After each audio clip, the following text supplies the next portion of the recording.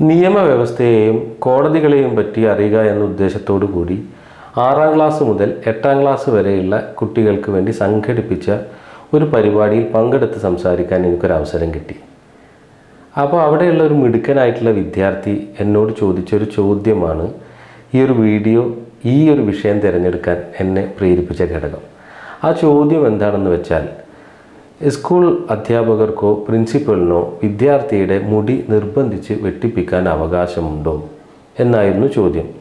അവൻ ഒന്നുകൂടി കടന്നു ചോദിച്ചു, CBSE സ്കൂളുകൾക്ക് അത്തരത്തിലുള്ള നിയമങ്ങൾ ഉണ്ടാക്കാൻ, അതായത് നിയമാവലികളും ബൈലോകളൊക്കെ ഉണ്ടാക്കാൻ അവകാശമുണ്ടോ, അതിന് നമ്മുടെ ഗവൺമെൻറ് അനുമതി കൊടുക്കുന്നുണ്ടോ എന്നുള്ള കാര്യവും ചോദിച്ചത്.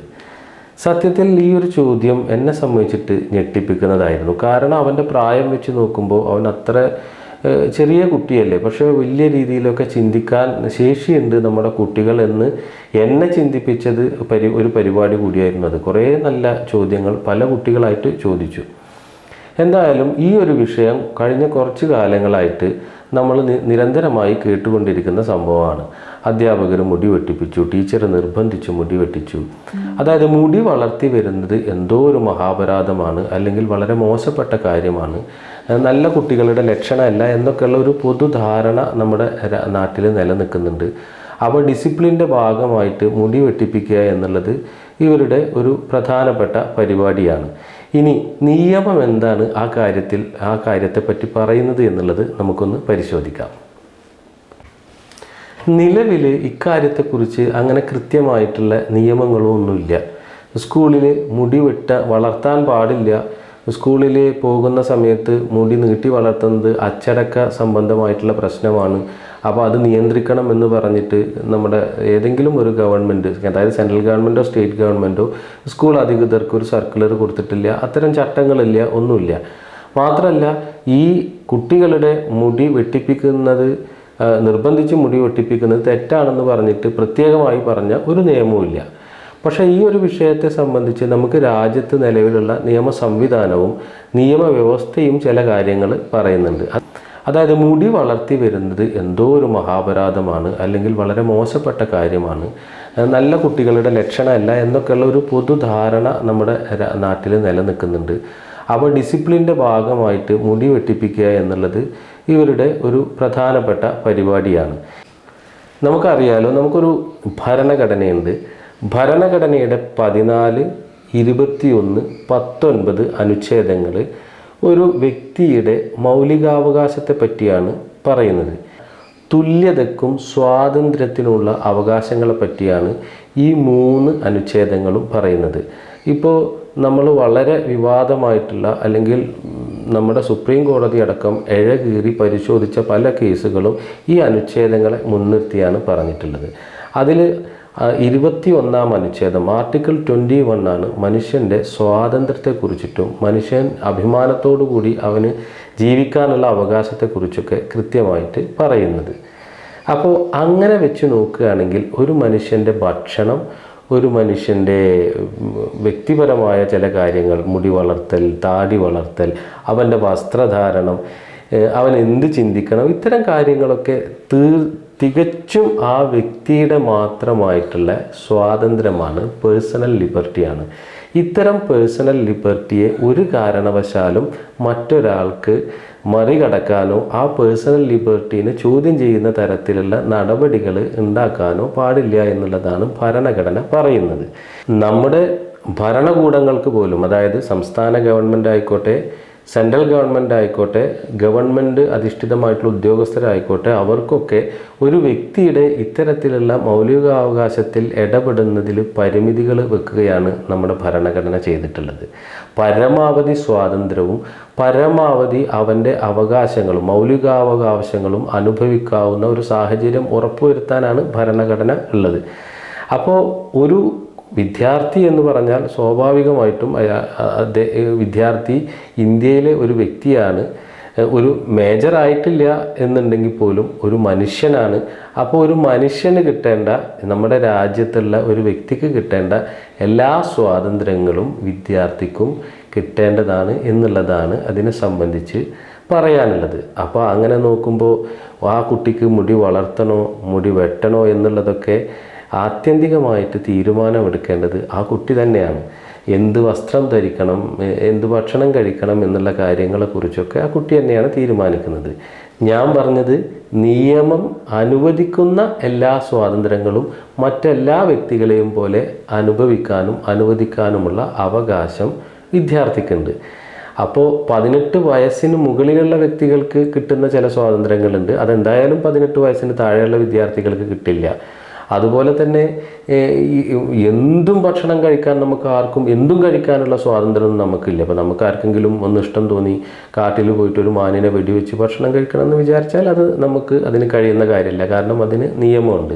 അപ്പോൾ നിയമം അനുവദിക്കുന്നത് അതെല്ലാവർക്കും ഒരേപോലെ തന്നെ അനുവദിക്കണമെന്നും അത്തരം കാര്യങ്ങൾ എല്ലാവർക്കും ഒരേപോലെ അനുഭവിക്കാനുള്ള സ്വാതന്ത്ര്യമുണ്ട് എന്നുമാണ് ഞാൻ ഈ പറഞ്ഞതുകൊണ്ട് അർത്ഥാക്കുന്നത്. അപ്പോൾ അങ്ങനെയാണെങ്കിൽ ഭരണഘടനാപരമായി ഒരു കുട്ടിക്ക് ആ കുട്ടിയുടെ മുടി എങ്ങനെ വളർത്തണം, നീട്ടി വളർത്തണോ അല്ലെങ്കിൽ ചുരുട്ടി വളർത്തണോ എന്നൊക്കെ തീരുമാനിക്കാനുള്ള അവകാശം ആ വിദ്യാർത്ഥിക്ക് ഉണ്ട്. അപ്പോൾ അതിനെ ഒരാൾക്ക് കർട്ടൈൽ ചെയ്യാനോ തടസ്സപ്പെടുത്താനോ അധ്യാപകർക്ക് എന്നല്ല രക്ഷിതാവിന് പോലും നിർബന്ധിപ്പിച്ചുകൊണ്ട് അങ്ങനെ ചെയ്യിപ്പിക്കാൻ കഴിയില്ല എന്നുള്ളതാണ് ഭരണഘടനാപരമായി നമ്മൾ പരിശോധിക്കുമ്പോൾ മനസ്സിലാകുന്നത്.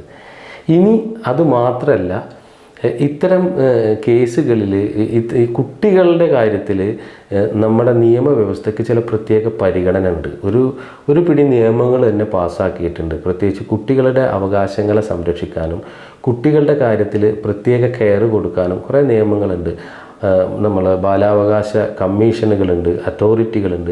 അപ്പോൾ ഇവരുടെയൊക്കെ നിലവിലുള്ള ആ നിയമപ്രകാരവും അതുപോലെ തന്നെ അവരുടെയൊക്കെ അടുത്ത് പോയിട്ടുള്ള തീർപ്പുകളിലുമൊക്കെ, അതായത് ബാലാവകാശ കമ്മീഷൻ്റെ തീർപ്പുകളിലൊക്കെ എപ്പോഴും ഇത്തരം കേസുകളിൽ കുട്ടികൾക്ക് അനുകൂലമായിട്ടുള്ള സമീപനം തന്നെയാണ് അവരൊക്കെ എടുത്തിട്ടുള്ളത്. കാരണം അവർക്കും നിയമത്തെ മറികടന്നുകൊണ്ട് അവർക്കും തീരുമാനങ്ങളൊന്നും എടുക്കാൻ പറ്റില്ലല്ലോ.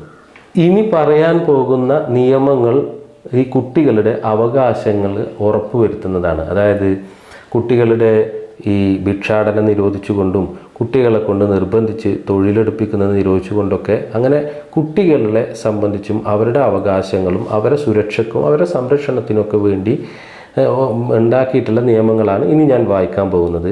ചിൽഡ്രൻ പ്ലഡ്ജിങ് ഓഫ് ലേബർ ആക്ട് 1933 അത് പാസ്സാക്കിയത്, ബ്രിട്ടീഷ് ഗവൺമെൻറ് പാസ്സാക്കിയതാണ്. അതേപോലെ നമ്മുടെ ഗവൺമെൻറ് നമ്മൾ വന്നതിന് ശേഷം സ്വാതന്ത്ര്യം കിട്ടിയതിന് ശേഷം പാസ്സാക്കിയ 1986 child labour prohibition and regulations act, ബാലവേല നിരോധന നിയമം എന്ന് നമ്മൾ പറഞ്ഞു കേട്ടിട്ടുണ്ടാവും. അതുപോലെ തന്നെ 2006 വന്നിട്ടുള്ള prohibition of child marriage act, അതുപോലെ right of children to free and compulsory education act, കുട്ടികൾക്ക് നിർബന്ധിതമായിട്ടും സൗജന്യമായിട്ടുള്ള വിദ്യാഭ്യാസം 14 വയസ്സ് വരെ കുട്ടികൾക്ക് കൊടുക്കണം എന്ന് പറഞ്ഞുകൊണ്ടുള്ള നിയമം ഉണ്ട്. അതുപോലെ നമ്മൾ ഇപ്പോൾ വളരെ ചർച്ച ചെയ്യപ്പെടുന്ന ഒരു നിയമമാണ് POCSO act, protection of children from sexual offences act, juvenile justice act. ഇത്തരം ഈ നിയമങ്ങളിലാണ് പ്രധാനമായിട്ടും കുട്ടികളുടെ അവകാശത്തെക്കുറിച്ചിട്ടും അവരുടെ സുരക്ഷയെക്കുറിച്ചിട്ടും പറയുന്നത്. പോരാത്തതിന് നമ്മുടെ ഭരണഘടനയിലും എല്ലാ വ്യക്തികൾക്കും കിട്ടുന്ന അവകാശങ്ങൾ കുട്ടികൾക്ക് അതും സ്വാഭാവികമായും ലഭ്യമാണല്ലോ. ഇതിൽ നമുക്ക് മുന്നേ ഉള്ള ഒരു കേസ് എന്ന് പറയാനുള്ളത് 2015 മുംബൈയിൽ ഉണ്ടായിട്ടുള്ളൊരു സംഭവമാണ്. 2015 മുംബൈയിൽ ഒരു സ്കൂളിൽ അവിടുത്തെ ഒരു പ്രിൻസിപ്പൽ അവിടുത്തെ ഒരു കുട്ടിയെ മുടി മുറിപ്പിച്ചു. 2 പ്രാവശ്യമായിട്ട് അയാൾ നിർബന്ധിപ്പിച്ച് മുടി വെട്ടിപ്പിച്ചു, ബാർബറെ വിളിച്ചു കൊടുത്തിട്ട്. കുട്ടിക്ക് ഭയങ്കര മാനസിക വിഷമമായി. അങ്ങനെ കുട്ടിയുടെ വീട്ടുകാരോട് പറഞ്ഞു. അവർക്ക് കാര്യം മനസ്സിലായി. അപ്പോൾ സ്കൂൾ പറയുന്നത്, അവിടുത്തെ സ്കൂൾ മാനുവലിൽ ഇത് പറയുന്നുണ്ട്, എല്ലാത്തരം ഹെയർ സ്റ്റൈലുകളും സ്കൂൾ അനുവദിക്കുന്നില്ല എന്നുള്ള ന്യായമൊക്കെയാണ് അവർ പറഞ്ഞത്. എന്തായാലും കുട്ടിയുടെ പേരൻസ് ബാലാവകാശ കമ്മീഷനെ സമീപിച്ചു. അപ്പോൾ ബാലാവകാശ കമ്മീഷൻ്റെ ഒരു കണ്ടെത്തലും നിരീക്ഷണമൊക്കെ എന്താണെന്ന് വെച്ച് കഴിഞ്ഞാൽ, ഒരു കുട്ടിക്ക് എങ്ങനെ മുടി വളർത്തണം എങ്ങനെ മുടി വളർത്തണ്ട എന്നുള്ളത് കുട്ടിയുടെ മാത്രമല്ല ഒരു വ്യക്തിയുടെ തികച്ചും വ്യക്തിപരമായിട്ടുള്ള കാര്യമാണ്. അതിൽ നിർബന്ധിച്ചു കൊണ്ടൊന്നും സ്കൂൾ അധികൃതർക്ക് അത് ചെയ്യാൻ പറ്റില്ല എന്നും, ഈവൻ അങ്ങനെ കുറേ കൂടി നിർബന്ധിച്ചാൽ അത് പോക്സോ പോലുള്ള നിയമം വരെ എടുത്തിട്ട് സ്കൂൾ അധികൃതരെ അല്ലെങ്കിൽ അത് ചെയ്യിപ്പിച്ച ആളെ അറസ്റ്റ് ചെയ്ത് അതിന് ശിക്ഷ കൊടുക്കേണ്ടി വരും എന്നുള്ള രീതിയിലൊക്കെ കമ്മീഷൻ ഒന്നുകൂടി കടന്നു പറയാണ് ഉണ്ടായിട്ടുള്ളത്. ഇത് നമ്മുടെ രാജ്യത്ത് പല സംഭവങ്ങളും പല ഇൻസിഡൻറ്റുകളിലും ഈ ബാലാവകാശ കമ്മീഷനൊക്കെ ഇത്തരത്തിലുള്ള നടപടികൾ തന്നെയാണ് കമ്മീഷൻ പല കാര്യത്തിലും എടുത്തിട്ടുള്ളത്.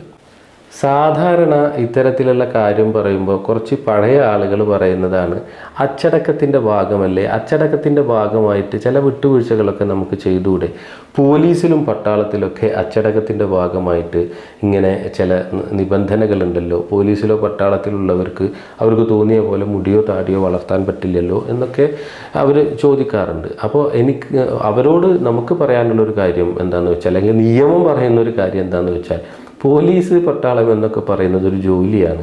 ആ ജോലിക്ക് വേണ്ട ചില അച്ചടക്കങ്ങളും മര്യാദകളും ആ ജോലിയുടെ സംബന്ധമായിട്ട് എടുക്കാൻ നിയമം അതിനെ അനുവദിക്കുന്നുണ്ട്. പോരാത്തതിന് നിങ്ങൾക്ക് പോലീസിൽ ചേരണോ പട്ടാളത്തിൽ ചേരണോ എന്നുള്ളതൊക്കെ നിങ്ങളുടെ വ്യക്തിപരമായ കാര്യമാണ്. നിങ്ങൾക്ക് അങ്ങനെ അത്തരം ഒരു ഡിസിപ്ലിൻഡ് ആയിട്ടുള്ള ഒരു ഫോഴ്സിൽ നിൽക്കാൻ താല്പര്യമില്ലെങ്കിൽ നിങ്ങൾക്ക് അതിൽ ചേരണ്ട, അത്രയേ ഉള്ളൂ. മാത്രമല്ല അത് ഒരു ശമ്പളം വാങ്ങി ചെയ്യുന്നൊരു ജോലിയാണ്. എന്നാൽ വിദ്യാഭ്യാസം എന്ന് പറയുന്നത് അങ്ങനെയല്ല. ഇപ്പോൾ ഈ 2006 നമ്മൾ ആർട്ടിക്കിൾ 21A, അതായത് ഞാൻ നേരത്തെ പറഞ്ഞിരുന്നു നിയമമൊക്കെ കൊണ്ടുവന്നു.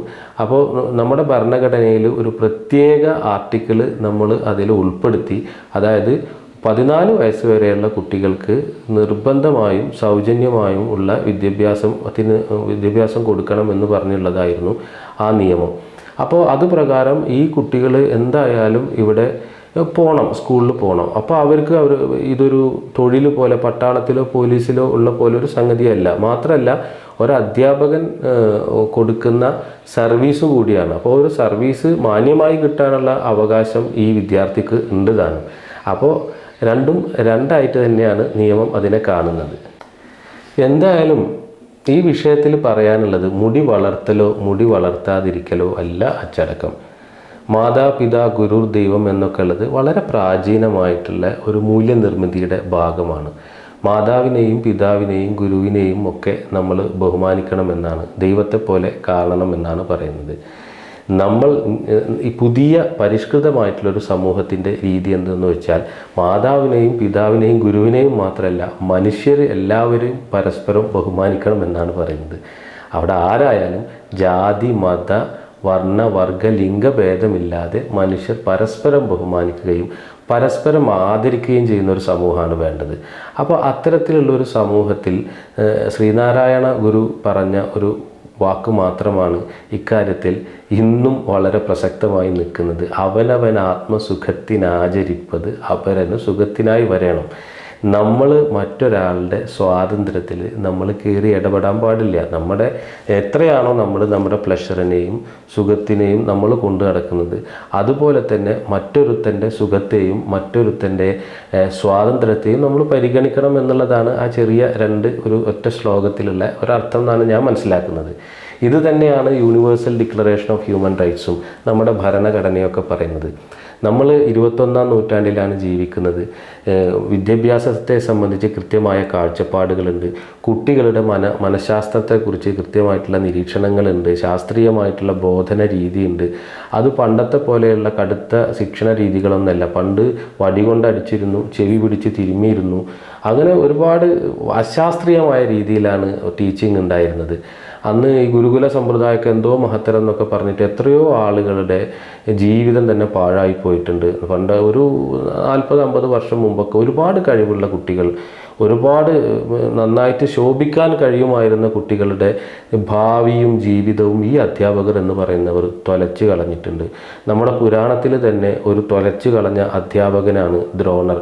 കാരണം കണ്ടുപഠിച്ച ഒരുത്തൻ്റെ കൈവിരലുകൾ അറുത്ത് തരാൻ വേണ്ടി അമ്പെയ്ത്തിന് പിന്നെ ഇവൻ അമ്പയില്ലല്ലോ.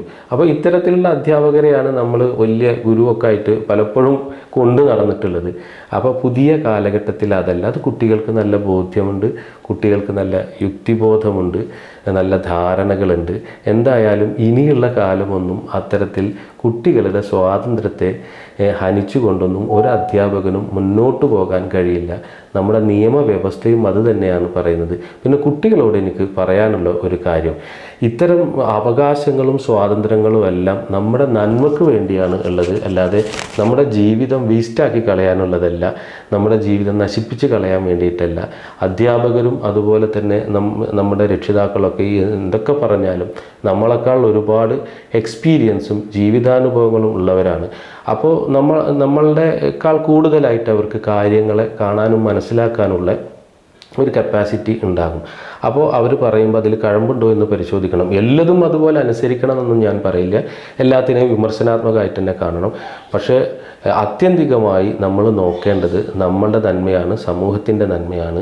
പിന്നെ മുടി നിങ്ങൾ നീട്ടി വളർത്തിയാലും വേണ്ടില്ല, നീട്ടി വെട്ടിയാലും വേണ്ടില്ല, പക്ഷേ വ്യക്തി ശുചിത്വം എന്നുള്ളത് വളരെ പ്രധാനപ്പെട്ട ഒരു കാര്യമാണ്.